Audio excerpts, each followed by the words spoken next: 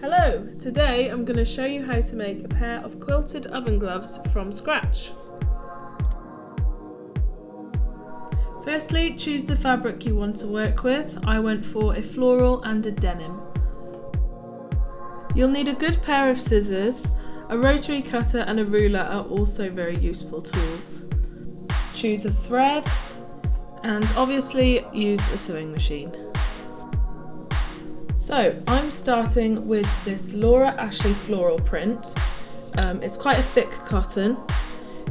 First off, we need to cut an 18 by 88 centimetre length of this fabric. I've got a cutting board which really helps me to measure each length, but if you've just got a tape measure that's fine too, and if you don't have a rotary cutter, scissors work just as well.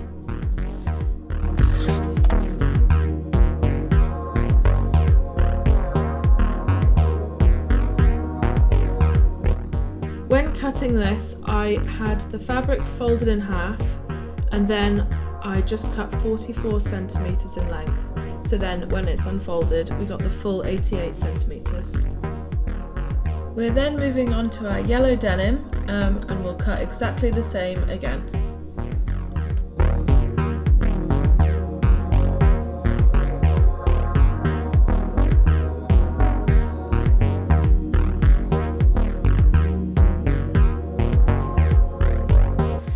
Denim is quite tough fabric, so if you're using a rotary cutter, I would minimise the amount of layers you've got to work with. It just makes things a bit easier.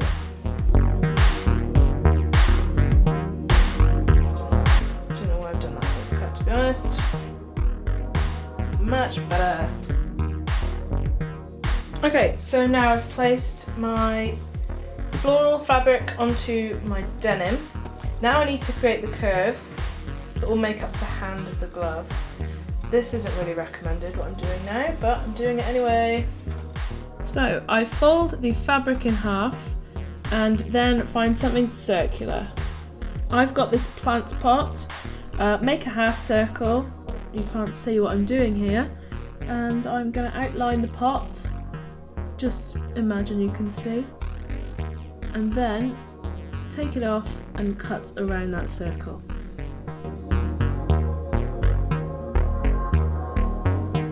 Okay, so now it's time to work with the batting.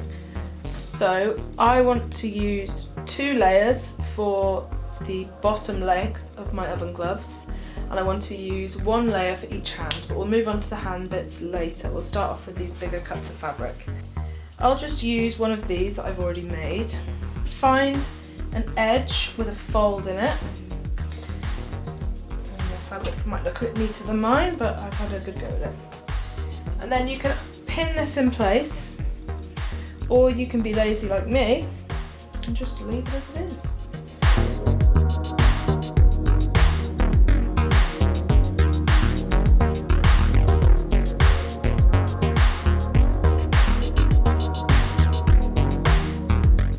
Do the same again on this one.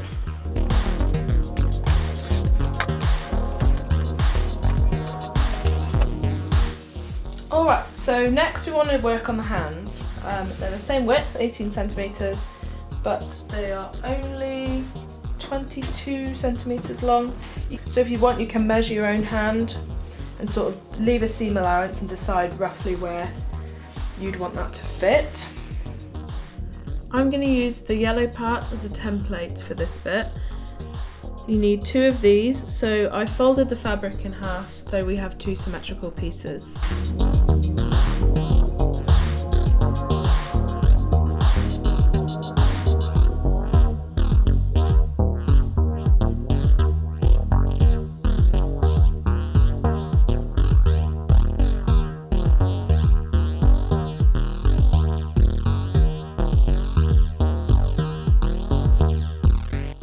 Now repeat this step with our contrasting fabric.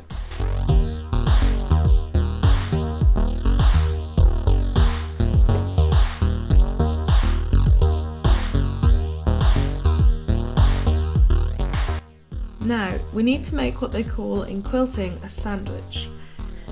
first fabric, right side facing down, with the batting in the middle. There's meant to be 2 layers here, I forgot to do it. And your contrasting fabric on the top. Then sew around every edge of your fabric, holding the sandwich together. Then pin this.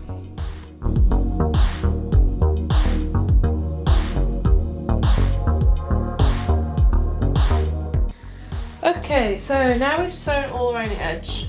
You might have found that everything's slipped a little bit, so I'm just going to trim off the edges. You can leave a bit of batting all around the side if you want to make a thicker border when you are binding it. Okay, now we're going to assemble the hands. So again, we want to make our sandwich with the right side facing out. Your batting might be a bit bigger here, but that's okay because we made it so we can trim off at the end. So there's one, and do the same again with the other. And then sew this together around the edges. Now it's time to quilt. If you don't know how to quilt, you literally just sew on top of the fabric you've got. I'm going to use a crosshatch pattern. This is nice and easy, and it looks pretty good for making an oven glove as it's quite classic. I'm just marking out with 45 degrees each line that I'm going to sew. Okay, next we're going to quilt this bad boy. And I've run out of thread. Okay, when you're done, it'll look something like this. If yours is anything like mine, it'll be really uneven and kind of messy. You then need to do the same crosshatch pattern on the hands. Here you have your 2 hands. I went freehand with this one, and I don't know if you can see, but it actually turned out a lot better than when I attempted to plan it. So now we want to bind these 2 ends. But first, before we do that, we need to make some binding. I've given myself the unfortunate task of using denim, which is really hard to cut and is very thick, so it's difficult to sew. I know maybe now is the time where I should decide to not use denim, but I'm going to use denim anyway. To begin with, I'm just going to tidy up my fabric. I've got this raw edge that I don't want, so I'm going to cut her off. There you have it. You now want to take the ends and join them together like that, and sew down like so. We've got our handpiece here and our binding. We want to sew this to the end of the handpiece, right sides together, and I've used about a centimetre gap there, just so when I do bind it over, there's a little bit of bulk in the middle. So now we have this one bound. As you can see, we'll do the other hand now. So I'll just show you how to stitch this. So I've just pinned this on, as you can see, and now I'm just going to stitch down. And you see you've got the tape here. You can then fold it over, flip your workpiece. I like to create a little lip there. You can iron this as well. So just pin that in place. I think when fabrics that are this stiff are folded a lot, and they just become a little bit difficult. Something I didn't mention is when you've got your right angle with your 2 strips of fabric, you're going to have this end. So you want to just cut that off because that's just going to create bulk in your workpiece that you don't need. So when that's folded out, that looks much better. And you can just trim these edges where necessary. Mine have actually come out pretty neat as it goes. As you can see here, I've got the hand piece, the base, and along here the binding. So the 3 layers are together. You want to have the binding facing inwards. I'm actually starting where the binding on the hand meets the base. This is the thickest part of the workpiece, and it's going to be the most tricky to get through. Take your time to pin around these edges, just because the curves can be a little bit of a pain. Make sure that they're flat as you can get them on the very edge as you're working your way round. And there you have it. After you've finished binding, they're done. Thanks for watching, and subscribe if you fancy it. Bye!